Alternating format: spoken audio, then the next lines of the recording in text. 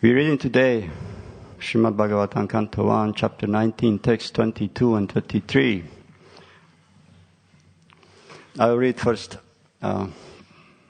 22, is without purports, and then we're going to proceed on next verse. Translation. All that was spoken by the great sages was very sweet to hear, full of meaning and appropriately presented as perfectly true. So, after hearing them, Maharaj Parikshit, desiring to hear of the activities of Lord Krishna, or Lord Shri Krishna, the personality of Godhead, congratulated great sages. Verse 23. Translation. The king said, O great sages, you have all very kindly assembled here, having come from all parts of the universe. You are all as good as the supreme knowledge personified, who resides in the planet above the three worlds, Satyaloka. Consequently, you are naturally inclined to do good to others, and but for this you have no interest either in this life or in the next. Now listen carefully. In this verse there are quite few, I would say, controversies, or even contradictions, or at least things which needs to be clarified. I would request you to note down what pop-ups for you, so we can try to elaborate together. Listen carefully and you can note down. 6 kinds of opulences, namely wealth, strength, fame, beauty, knowledge and renunciation, are all originally the different attributes pertaining to the absolute personality of Godhead. The living beings, who are part and parcel entities of the Supreme Being, have all these attributes partially, up to the full strength of 78%. In the material world, these attributes, up to 78% of the Lord's attributes, are covered by the material energy, as the sun is covered by a cloud. The covered strength of the sun is very dim compared to the original glare, and similarly, the original color of the living beings with such attributes become almost extinct. There was quite a few contradictions already. Probably didn't notice them. There are 3 planetary systems, namely the lower worlds, the intermediate worlds, and the upper worlds. The human beings on earth are situated at the beginning of the intermediate world, but the living beings like Brahma and his contemporaries live in the upper worlds, of which the topmost is Satyaloka. In Satyaloka, the inhabitants are fully cognizant of the Vedic wisdom, and thus the mystic cloud of material energy is cleared. Therefore, they are known as Vedas personified. Such persons, being fully aware of knowledge, both mundane and transcendental, have no interest in either the mundane or transcendental worlds. They are practically desireless devotees. In the mundane world, they have nothing to achieve, and in the transcendental world, they are full in themselves. Then, why they come to the mundane world? They descend on different planets as messiahs, by the order of the Lord to deliver the fallen souls. On the earth, they come down and do good to the people of the world in different circumstances, under different climatic influences. They have nothing to do in this world save and except reclaim the fallen souls rotting in this existence, deluded by material energy. Okay, 2 words again I read. All that was spoken by the great sages was very sweet to hear, full of meaning and appropriately presented as perfectly true. So, after hearing them, Maharaj Parikshit, desiring to hear of the activities of the Lord Shri Krishna, the personality of Godhead, congratulated the great sages. The king said, O great sages, you have all very kindly assembled here, having come from all parts of the universe. You are all as good as the supreme knowledge personified, who resides in the planet above the world, Satyaloka, above the 3 worlds, Satyaloka. Consequently, you are naturally inclined to do good to others, and but for this, You have no interest either in this life or in the next. Jai Shri Prabhupada, Padita Pavana, Ki Jai. To arrange one shelf here. To put the book.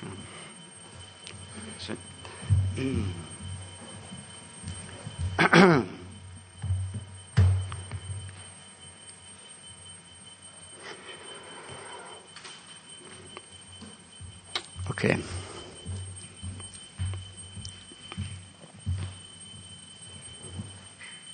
So the king said, "O great sages, you have kindly assembled here, having come from all parts of the universe."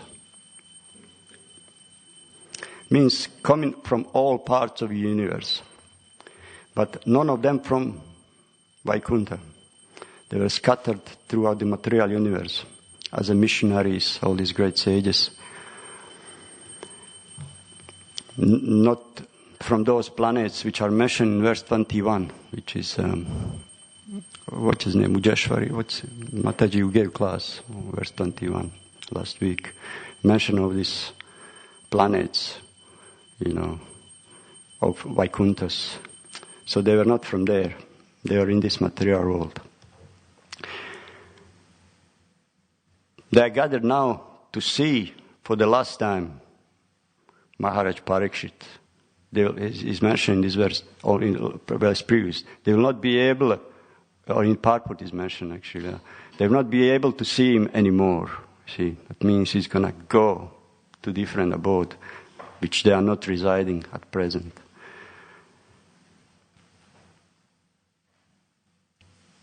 So they were not envious, like we are great Tyagis, renunciate, mystic yogis, whatever. And he's just a mere king, holy man. He's perfecting his life. How is that? So they were not envious, see. But they should be. Their desire is to enable everybody, all living entities, to go to that abode. And this is very, very rare. So when one jiva is perfecting his life, it's just amazing things to see. As Prabhupada would say, if I create one single devotee, my mission is successful. Bhaktisiddhanta Saraswati also. It's so rare. See, we can kind of be elevated through all these Vedic ways. I don't know, like typical Karma Kanda, then Jnana Kanda, Upasana Kanda, have a Varnashrama, achieve Vaidhi Varnashrama. These are all good things. But to go back home, back to Godhead, this is something so unique. So unique. See.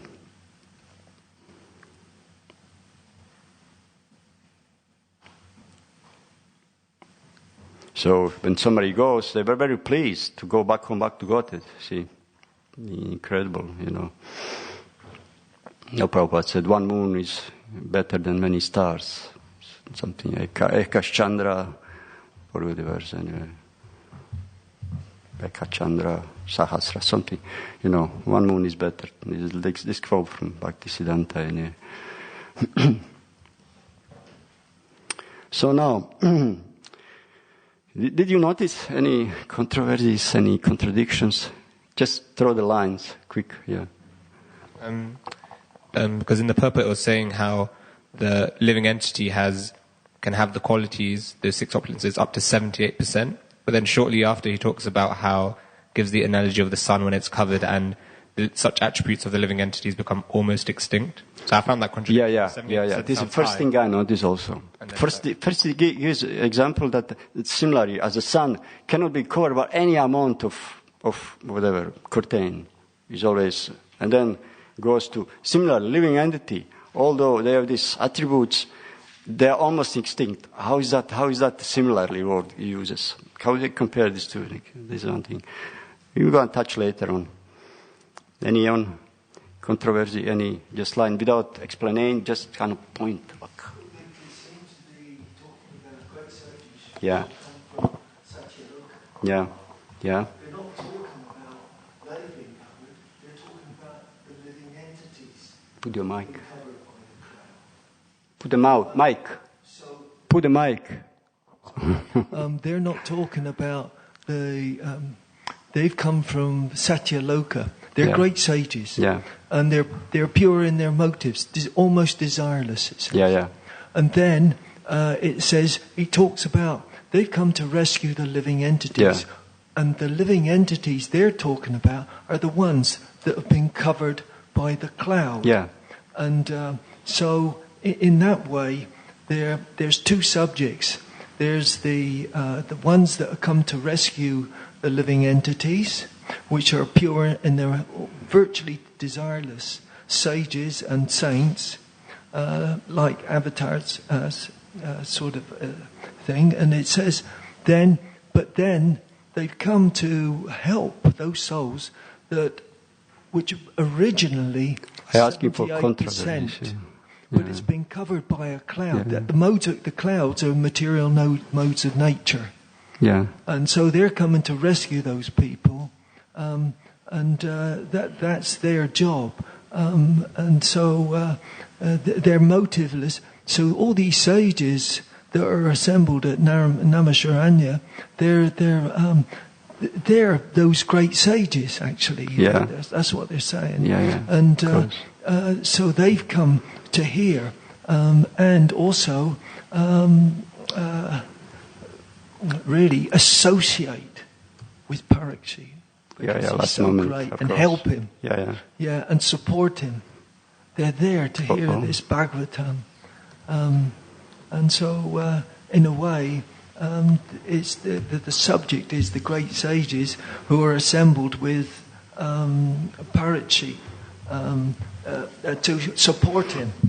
You know, much like the devotees go and support Jankanath in his Let's so much like that. let's cut down. I know controversy is pointed already. This was later. We're gonna elaborate more. Yeah. The devotees come in to support whoever they are, fellow devotees. They're maybe not on the same level, but they have come to support a devotee. It's in the process of maybe leaving this world. So there's a different thing, but we're following in their footsteps. We should be out to assist each other in our devotional service. Prabhu, thank you. Yeah, I just ask for a few lines for something. Yeah. Thank you much. Yeah.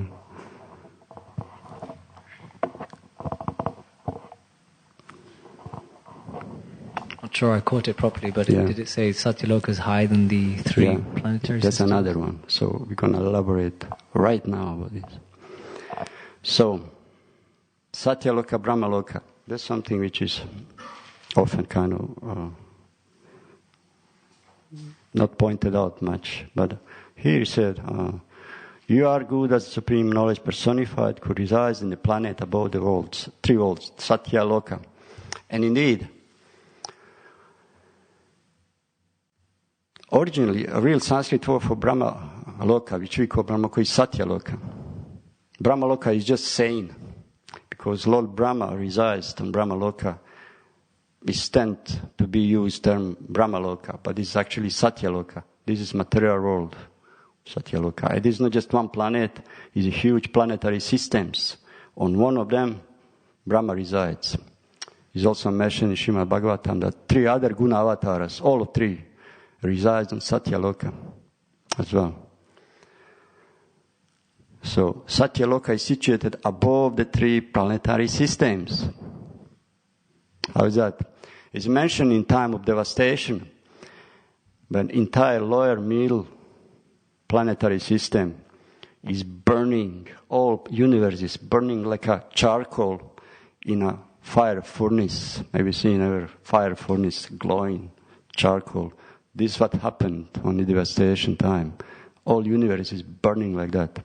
And as fire is reaching upper planetary systems, all those yogis on Tapaloka, Mahaloka, Jnanaloka, they see that and they have to quit their planets because soon fire is going to reach their own planets and burn. What they do, they board kind of celestial airplanes and they fly to where? Satyaloka. And they take shelter in Satyaloka there for the time being.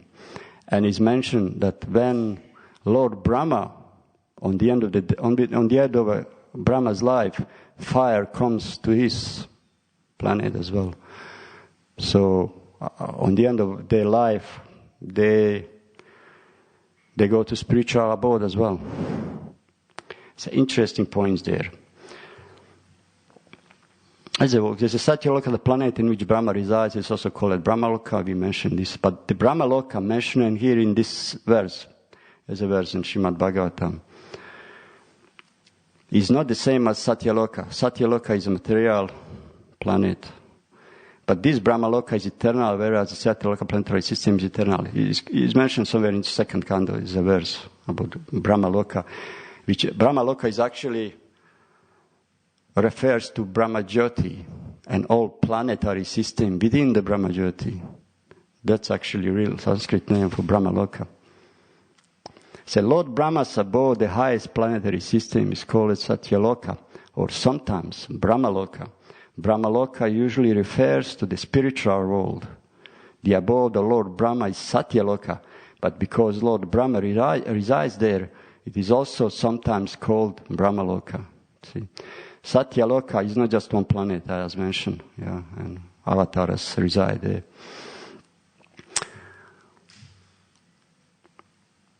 I mentioned all this about yogis who ascend from the lower, from a heavenly planet to Satyaloka. And the seventh canto is also mentioned. It appears that human beings and asuras are subject to death, whereas demigods are not. It's a contradiction. The demigods who reside with Lord Brahma in Satyaloka go to Vaikuntha Loka in their present bodily construction at the time of the dissolution. Ooh, what is that? Is that always the case? It's mentioned also in Srimad Bhagavatam it's a verse actually said that the brahmachari who practices celibacy, perfect celibacy, at some particular stage of his life achieves Maharloka without doing anything so-called spiritual, just practice perfectly celibacy for some time. Goes Maharloka. One who perfectly practices lifelong celibacy achieves Janaloka. Then by perfect execution of Vanaprastha, one may achieve Tapaloka. And one who is in a renounced order of life goes to Satyaloka. So these different destinations certainly depend on the seriousness and yoga system. So as your renouncement or their yoga develops, we achieve higher and higher planetary systems. That means that perfect sannyasis almost reach spiritual world when they achieve Satyaloka. You see.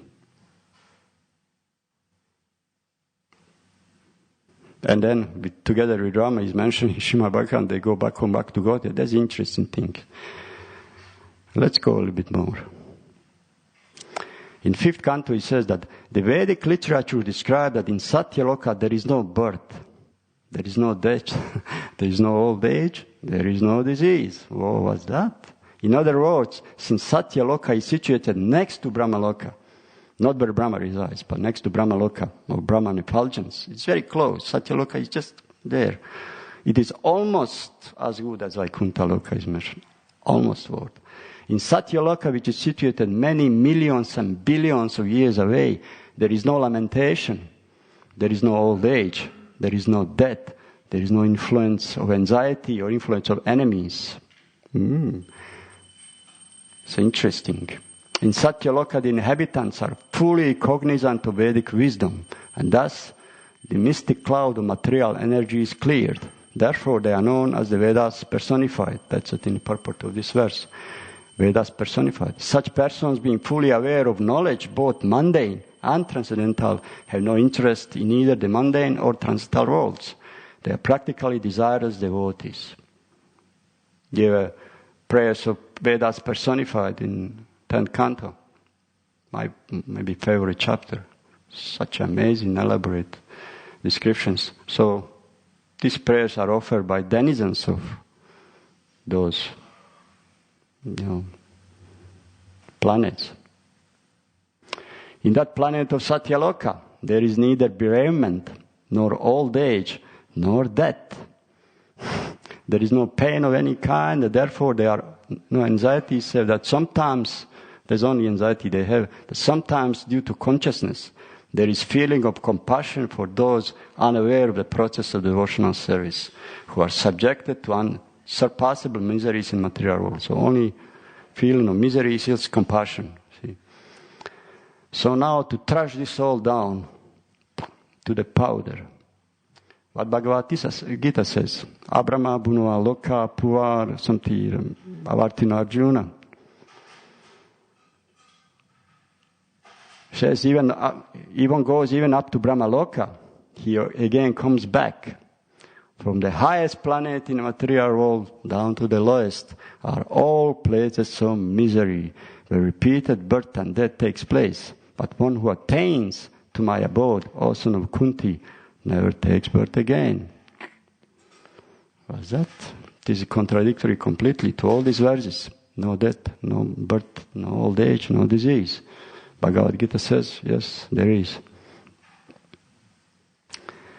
That's interesting anyway.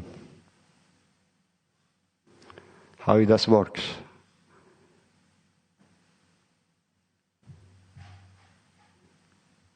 Only a little bit hint I could get is that if you practice perfectly and you achieve this Satyaloka, it's not necessary that you can achieve love of Godhead. So if it's Satyaloka very next to the Vaikunthas, perhaps you can achieve some way Vaikuntha Lokas, which is not necessarily pure love of Godhead. It's mentioned somewhere, I think I have here my notes. So there are 3 categories of Brahma. He is mentioned in some verses that after dissolution of even Satyaloka planetary systems, all denizens together with Brahma go to the spiritual world. Is that always the case? As again, from 11th canto. There are 3 categories of Brahma: Karmi, Jnani, and Bhakta. If he is Karmi, he has to come back to the material world. If he is Jnani, he gets the impersonal liberation. While if he is a devotee, he enters into the spiritual world. See? So if a devotee, Brahma, this is 3rd category here, if he is devotee, if he thinks again, although he may be devotee, but he thinks himself to be independent. So if devotee, Brahma, thinks to be independent or equal to the Lord, he may achieve Mahavishnu's abode at the time of annihilation. But when creation starts again, he has to come again to take the post of Brahma. So that's the case of Bhakta Brahma. So if he is pure devotee, then those denizens also go with him. If he's not, it's not going to happen. See? Then he has to come back again. There's some impurities there. He thinks he's independent, or we have this Brahma Mivohana Lila. It appears that Lord Brahma would be bewildered. Who is that? I'm supreme. So this gives you a hint that it may happen. See, that's regarding Brahma. It's not always the case that they come back to Godhead.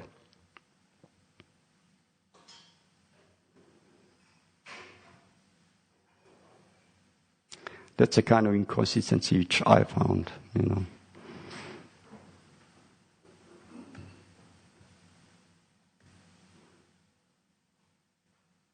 So again, back to the last portion of this verse. They are messiahs, as Prayojana mentioned, they are messiahs to come to preach. They have nothing to do with this material world. But this mention is in Jai Shri Radha Gokulananda Sitaram Lakshman Shivanta Ki Jai. In purport Prabhupada mentioned they are not interested even in spiritual world, but to speak of material world. They just self-satisfied. He said, fully himself, see. They are messiahs. So this is a very difficult task, messiahs. I mean, can you just imagine, come to that state of consciousness somewhere? Maybe if you are powerful, you can preach like Narada Muni or something. But to go to far place, like, I don't know, do you know any corner of the world where there is no devotees, there is no, I don't know, go to Lapland or something, on your own, to preach. And then try to insert Krishna consciousness. I mean, this is very difficult. Very difficult. Like even when you read our own, acharyas in our movement, they will go to places, my goodness, I always think, God, say, how is that possible? I mean, this is not extraordinary thing. Like, you read so many places, pioneers in Australia, or even in Islamic countries, Incredible struggle, even here in London, man, struggle at the beginning. Everywhere. So it's not so easy. See, my Prabhupada, he just put himself fully in Krishna's hand. I have no power. If you want to make me dance as you like, by seeing these entities covered in material energies. How is that possible to penetrate? Even as I mentioned last class, Ganga, Yamuna, when they were coming to the material world, they were so enthusiastic. Yeah, we're gonna, take part and in the Lord's pastimes. But when they come to the border of Mahatattva, they just hesitate. So much darkness of ignorance. And we don't want to go there. So to go to places where it's ignorance, that's incredible, you have to be special, so incredible. So that's Messiah's business. You struggle like anything. And it's mentioned that the qualities of the Lord, about 78% of the 6 attributes, fame, whatever, name them, come on. Fame, not fame, name, but fame, strength, beauty, intelligence, knowledge, renunciation. Those 6 are present up to 78% in the only living entity. So this is also in every living entity. So degree of that display makes you demon or devotee. It's there in you. So that's cloud. You can be demons. It depends on the degree of how much you uncovered. So that's a jiva's business. So though these messiahs come, try to uncover those layers. It's a long process, long struggle, sometimes thinking it's impossible. How is possible? I mean, because I'm not preacher myself. To go somewhere, even to not go somewhere, go on the streets of England still, it's same. Try to do something in Krishna consciousness with the hope that they will take up the process. I think so many ways to try to insert Krishna consciousness, bridge preaching, any way, somehow, is very difficult, to preach the mission. My goodness. Anyway, I lost my thoughts, but that's just talking about messiahs, my goodness, Is there anyone else some other line to notes or something about contradictories over there or something to clear? Yeah. It says Satyaloka could be near Brahmajyoti. Yeah. But that's also a contradiction because Mahavishnu has universes coming out of his skin, or his pores of the body. And then there's a huge covering over him. So then these little bubbles, how can they be so close to Brahmajyoti? That's an interesting point. You see, I was meditating on that as well. Material covering. But it says next to it, I guess, what can I say? Just these coverings are separating spiritual world from Satyaloka. So how is that? And it's also above the 3 worlds, upper, is obviously, you mentioned, Satyaloka is above the 3 planetary systems because all planetary systems are down. Satyaloka is the highest in material world, so it's above, last one who will be destroyed. It's an interesting point. It's just another thought on that when, like, there are different elements, subtle and gross. See, when Mahavishnu emanates light from his, not Mahavishnu, but from the light rays of Supreme Krishna, emanates from him and lightens entire creation. In that light, there are spiritual Vaikunthas, planets. So this light in a spiritual world is like an ocean of light, they floating. But then when you come to the material world, this light cannot penetrate through the coverings. It's mentioned in Srimad Bhagavatam. Light cannot penetrate through the coverings of Mahatattva. And what then Supreme has to do? He has to expand himself and enter first into material planets and carry water with him, another more gross element. See, subtle elements light cannot penetrate, but the water can. So he comes himself and emanates water from his body, which is also transcendental, but is more gross. See, in this way, and then enter into each. So that way, you cannot capture subtle element with the gross. Like, for example, like if you say, like, I'm gonna capture the light in my box, and then when I come to my room, I just open. It's not gonna work. As soon as you close the lid, there's no light. Or you may say, I'll capture the sound, which is ether, in my box. Okay, that's so nice kirtan. Whoop, zip, close in the tin can, and bring it in your room and just open. No, you have to have iPod over there. It doesn't work. So in this way, but you can capture water from the river, close and drink it. So this grows can be captured in the material. So in that way, how it works, that you cannot capture subtle elements. So that's the device of Mahavishnu to create material universe with a little bit more gross elements. Yeah.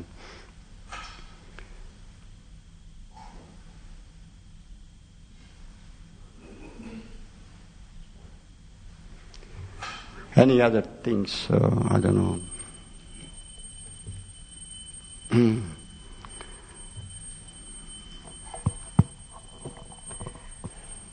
Says also that Satyaloka, the inhabitants, are fully cognizant of the Vedic wisdom, and thus the mystic cloud of material energy is cleared. Yeah. If they're cognizant of the wisdom, then naturally they'll be Krishna conscious. But we find that obviously that is not the case. Yeah, therefore this is so rare, as I mentioned before. You can achieve Vaikuntha Loka, but not necessarily achieve this love of God. That's the thing. Therefore he said, the verse says, I think Narada Muni says, somewhere here. Yeah. He says that try to achieve that thing which is not gained even if you go to the highest planetary system or if you go to the lowest planetary system. So this very thing, this is the essence of life, this our last point, love of God, you cannot achieve in this Satyaloka, even if you are Vedas personified. Vedas, after all, had to deal with 3 modes of nature, Arjuna transcend 3 modes. So, this system can help you to be elevated, to go to Vaikuntha.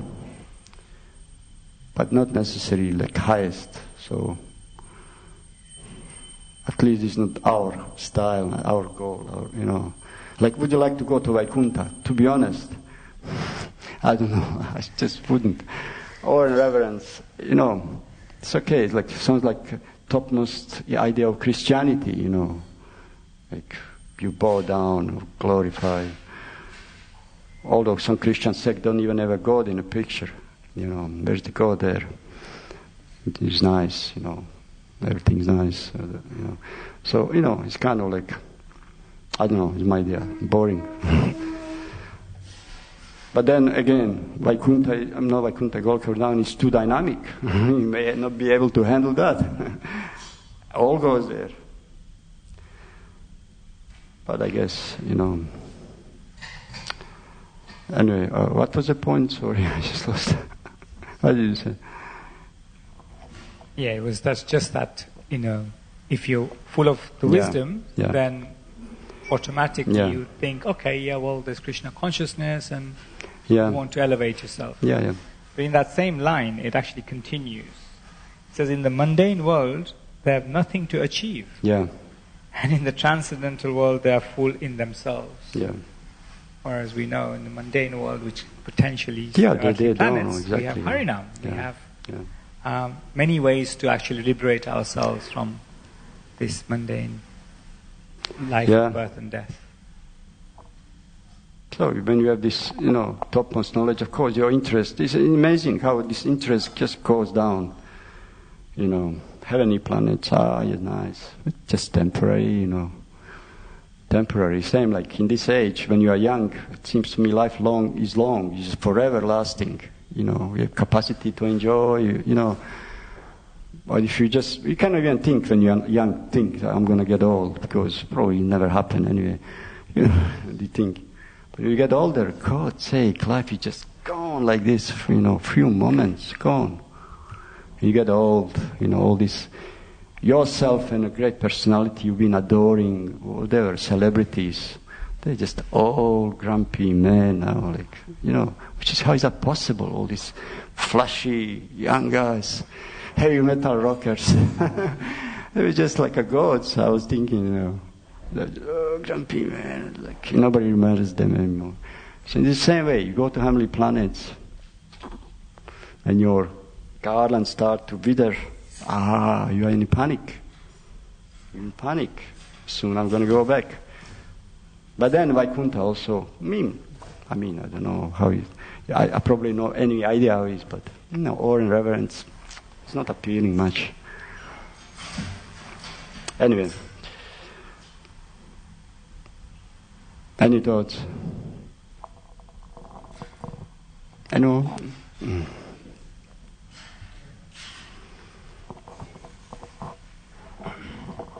Well, there's this book called The Glories of Mother Ganges, right? Yeah. In there was an interesting pastime.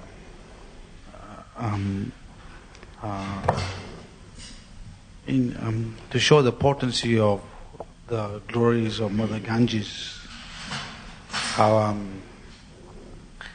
the wife of King Bhishmaka, who was the